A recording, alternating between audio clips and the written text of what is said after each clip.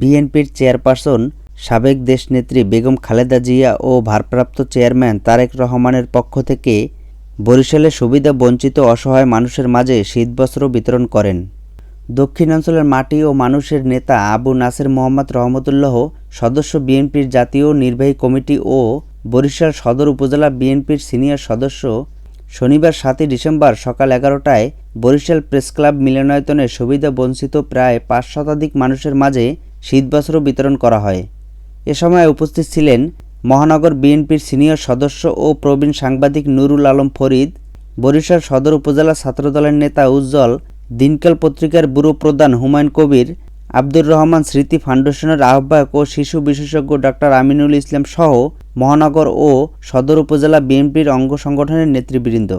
এ সময় বিএনপির এই কেন্দ্রীয় নেতা বলেন, আল্লাহর অশেষ রহমতে ফ্যাসিস্ট শেখ হাসিনা অন্য দেশে পলাতক, আজকে দেশ নেত্রী খালেদা জিয়া সর্বোচ্চ সম্মানে সম্মানিত হয়েছে।